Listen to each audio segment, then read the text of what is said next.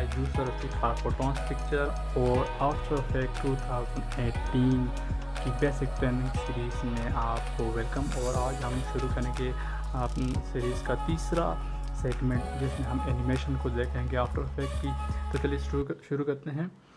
सबसे पहले कहते हैं कि ये हमारे पास जो प्रोजेक्ट विंडो में वीडियो है इसकी नई कंपोजिशन बनाते हैं। तो मैं इसको ड्रैग करके ये वाली जो जगह यहाँ पे पुट करता हूँ तो हमारे पास एक न्यू कंपोजिशन इस वीडियो के हिसाब से बन जाएगी।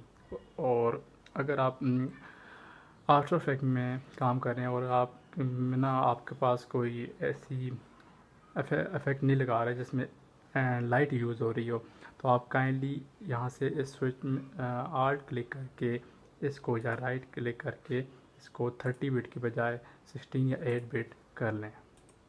ठीक, अच्छा, ये आपके पास यहाँ पे आपकी वीडियो आ जाएगी और वहाँ आप मॉनिटर विंडो में इसे देख सकते हैं।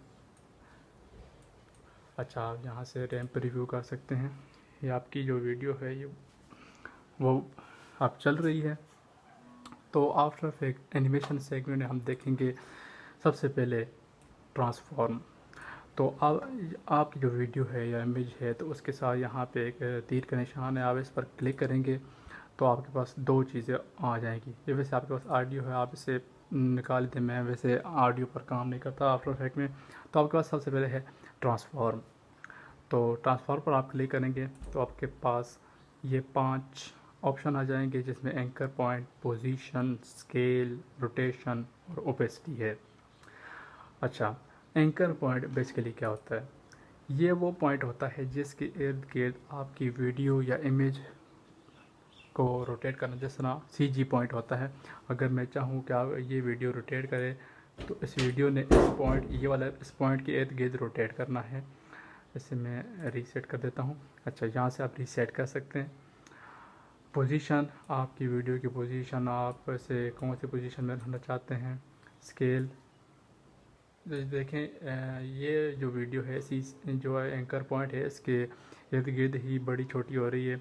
आप इसे चेंज कर सकते हैं इस एंकर पॉइंट को। अगर आप यहाँ से एक टूल है ये वाला जिसे कहते हैं पैन बिहाइंड टूल, इसे आप सेलेक्ट करें तो आप इसे एंकर पॉइंट को ये देख सकते हैं नीचे से वो चेंज हो रहा है। तो मैं इसे यहाँ से ये वाला पॉइंटर लेता हूँ। अगर अब यहाँ से इसे मैं रोटेट करवाता हूँ तो ये आप देख सकते हैं कि ये उस पॉइंट के इर्द गिर्द घूम रहा है। अगर मैं इसे स्केल अप करता हूँ तो ये उसी पॉइंट के इर्द गिर्द बड़ा या छोटा होगा। तो यहाँ से आप रीसेट कर सकते हैं। यहाँ से अब ये देखें स्केल अप हो गया, या फिर आप यहाँ से राइट क्लिक करके रीसेट किसी स्पेसिफिक करेक्टर यानी कि एंकर पॉइंट, पोजीशन या स्केल, इनको छोटा या बड़ा कर सकते हैं। इसके बाद क्या है कि आप इनको एनिमेट कर सकते हैं, यानी कि आफ्टर इफेक्ट में जिस नाम के साथ आपको ये घड़ी सी नज़र आए वो एनिमेट हो सकती है। एनिमेट किस तरह हो सकती है? अब ये देखें यहाँ पे अब मैं ओपेसिटी को एनिमेट कराता हूँ।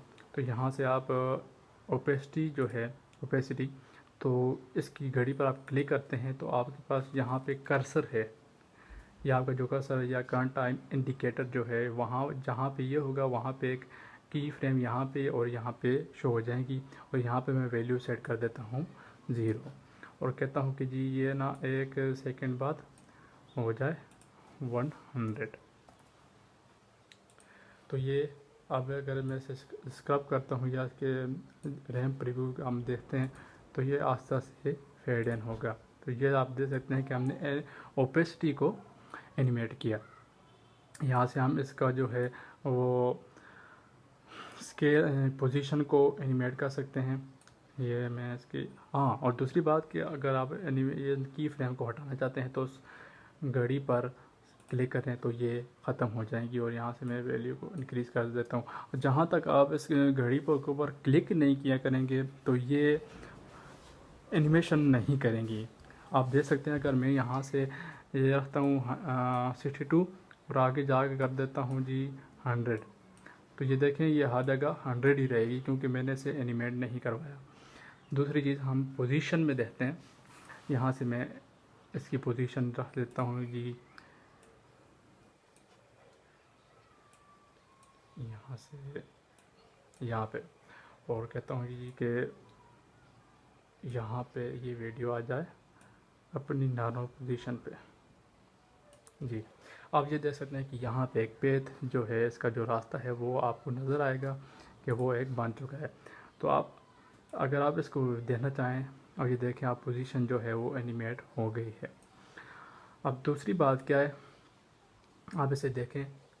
मैं इधर कर्सर को यहाँ पे रख देता हूँ 2 सेकंड के बाद।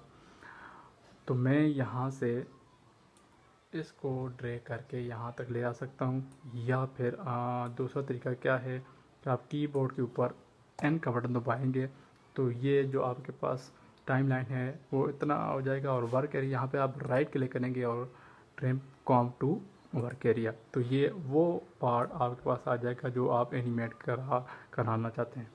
अब यहाँ पे आप एक नई चीज़ हम देखते हैं जो कि है मोशन ब्लर। आफ्टर इफेक्ट की बहुत ख़ास बात यह है कि इसमें मोशन ब्लर है। वो कैसे होता है जी, अब ये देखें, यहाँ से अब मैं टॉगल स्विचेस करता हूँ तो ये हमारे पास ये मोशन ब्लर का ऑप्शन है। यहाँ से मैं क्लिक करता हूँ ग्लोबल जो है enable motion blur for all layer, जितनी भी लेयर होंगी वो उन सब के लिए इनेबल हो जाएगा। तो ये मैंने इनेबल किया। अब मैं इसे प्ले करता हूँ तो ये आप शुरू में देखेंगे कि ये हल्का सा मोशन ब्लर इसमें आ गया, जैसे आप ये देख सकते हैं। ये देखिए हल्का सा मोशन ब्लर हो गया है, तो ये इसकी बहुत बड़ी ख़ास बात है। अच्छा, यहाँ से आप मैं इसे ओपन करता हूँ। अच्छा, दूसरी बात ये है कि आप इन की फ्रेम जो है ये वाली। अच्छा, दूसरी बात मैं आपको बता दूँ कि ये जो आपकी की फ्रेम्स हैं आप इनको आगे पीछे मूव करवा सकते हैं। दूसरी बात ये कि आप F9 की पर क्लिक इस कोई भी की फ्रेम जो है आपकी ये वाली की फ्रेम या फिर ये वाली, तो आप इसके ऊपर F9 क्लिक करेंगे या फिर राइट क्लिक करके की फ्रेम ईजी ईज कर देंगे, तो होगा क्या कि ये आपकी जो एनिमेशन है वो आराम से आकर अपनी जगह स्मूथली से रुक जाएगा। आप देख सकते हैं कि वो आराम से आकर एक जगह पे रुक जाता है। तो ये बहुत काम की चीज़ है, बहुत जगह पे इस्तेमाल होती है। अच्छा, दूसरी चीज़ अब यहाँ पे क्या है कि मैं इसे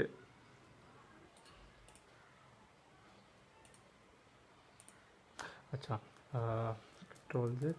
अच्छा, अब मैं क्या करता हूँ कि इन की फ्रेम जो है ये वाली दोनों, ये मैं कंट्रोल C या यहाँ से एडिट कॉपी। अच्छा, और जहाँ पे आपका कर्सर होगा या करंट टाइम इंडिकेटर, वहाँ पे आप कंट्रोल V करेंगे तो ये की फ्रेम दोबारा से पेस्ट हो जाएगी। अब मैं क्या करता हूँ कि ये जो अब जो कि हम ये देखें तो ये वही जो की फ्रेम थी वही कॉपी पेस्ट हुई है, तो यहाँ से फिर से वो वहाँ से वापस आएगा। तो मैं क्या करता हूँ कि इस की फ्रेम को सॉरी ये को क्लिक कर इसको लेकर वहाँ ले जाता हूँ और दोनों को सेलेक्ट करके यहाँ ले आता हूँ। अब अगर मैं देखता हूँ तो हमारे पास ये एक एनिमेशन बन गया। अब इसमें आप दूसरा तरीका क्या कर सकते हैं, या आपने तमाम लेयर को चुना और आल्ट क्लिक करेंगे, आल्ट क्लिक किए रखेंगे और इस की फ्रेम को आप मूव करेंगे तो ये एक ही रेशो के हिसाब से चेंज होंगी। अब अगर आप प्ले करके देखें तो आपके पास कुछ इस किस्म की एनिमेशन बन जाएगी। अच्छा, तो ये थी आपका एनिमेशन, आप यहाँ से एनिमेशन कर सकते हैं वगैरह। अच्छा, दूसरी बात मोशन ब्लर की है कि आप जितना ज़्यादा लेयर के लिए मोशन ब्लर ऑन रखेंगे वो आपका कंप्यूटर उतना ज़्यादा थोड़ा स्लो होता जाएगा। लेकिन आजकल चूँकि अच्छे कंप्यूटर आ रहे हैं तो ये इतना ज़रूरी नहीं कि आपका कंप्यूटर स्लो। अच्छा, अभी हम क्या करते हैं, इसे थोड़ा रोकते हैं। अच्छा, आगे हमारे पास है शॉर्टकट्स। तो मैं ये आपके पास जो लेयर है यहाँ पे आप इसे क्लिक करें तो आप आसानी से, आपके पास कितनी चीज़ें हैं जी, स्केल, तो कीबोर्ड पर एस का बटन दबाएंगे नीचे एस आ जाएगा, पी का बटन दबाएंगे पोजीशन आ जाएगी, ए का दबाएंगे तो एंकर पॉइंट आ जाएगा, और क्या है आर दबाएंगे रोटेशन आ जाएगी, टी को दबाएंगे तो ओपेसिटी आ जाएगी। तो ये आपके पास कुछ की जो हैं वो आपके पास शॉर्टकट्स हैं। अच्छा, दूसरी बात आपके पास क्या है जी कि अगर आप यहाँ से यू को दबाएंगे तो आपके पास वो वाली ऑप्शन आ जाएगा जो जिसको आपने एडिट किया है। ये वाली की फ्रेम जो है वो वाला ऑप्शन, जो वो वाला करेक्टर आपके पास आ जाएगा जिसके साथ आपने एडजस्टमेंट की है। अच्छा, एक दूसरी बात यहाँ से अब मैं क्या करता हूँ कि इसके रोटेशन को जो है वो मैं इस तरह कर देता हूँ। अब मैं अगर इसको बंद करता हूँ तो ये यू से पोजीशन आ गया, लेकिन डबल यू करेंगे तो ये देखें हर वो चीज़ जो कि अपनी डिफ़ॉल्ट लेवल से चेंज हो चुकी है वो भी शो हो जाएगी। अब ये देखें रोटेशन को मैंने चेंज किया था, अब मैं से राइट क्लिक करके रीसेट कर देता हूँ तो ये अपनी जगह पर वापस आ गया। दूसरी बात मोशन ब्लर की है कि अगर मैं इसे एनिमेट करवाता हूँ यहाँ से और इस की फ्रेम को मैं लेके जाता हूँ जी यहाँ पे, और यहाँ से रोटेशन को मैं इतना कर देता हूँ। अब अगर मैं प्ले करता हूँ तो इसमें मज़ीद, अच्छा, तो इसमें मज़ीद जो है इसमें मोशन ब्लर आ जाएगा, क्योंकि ये दोनों के लिए काम करेगा। अच्छा, मोशन ब्लर यहाँ पे क्यों नहीं आ रहा भाई? क्योंकि हमने इसके दरमियान वक्फ़ा बहुत ज़्यादा दे दिया, तो जितना ज़्यादा आप इसके दरमियान वक्फ़ा कम करेंगे उतना मोशन ब्लर ज़्यादा होगा। सॉरी, हम ये आप देख सकते हैं अभी मोशन ब्लर कितना ज़्यादा हो गया, तो आप ये देख सकते हैं अब यहाँ पे कम है तो यहाँ पे आपको ज़्यादा मोशन ब्लर दिखेगा। अच्छा, अब हम इसका कहते हैं रीसेट, एनिमेशन को ख़त्म कर देते हैं, आपके पास ये आ गया। अच्छा, अब जो आपके पास फ़िल्टर्स हैं, इफेक्ट्स, यहाँ से मैं इफेक्ट जो है ब्लर और यहाँ से कर देता हूँ फास्ट के, चले ब्लर ही कर लेते हैं, कैमरा लेंस ब्लर। तो ये आपके पास ब्लर आ गया जो आपके से 0 पे कर देते हैं। तो आपके पास इफेक्ट है, कोई भी इफेक्ट, आप जैसा कि मैंने आपको बताया कि जिस ऑप्शन के साथ घड़ी होगी आप उसे एनिमेट कर सकते हैं। तो यहाँ पे मैं क्या करता हूँ जी, कहता हूँ कि 10 फ्रेम के बाद, बल्कि 20 फ्रेम के बाद,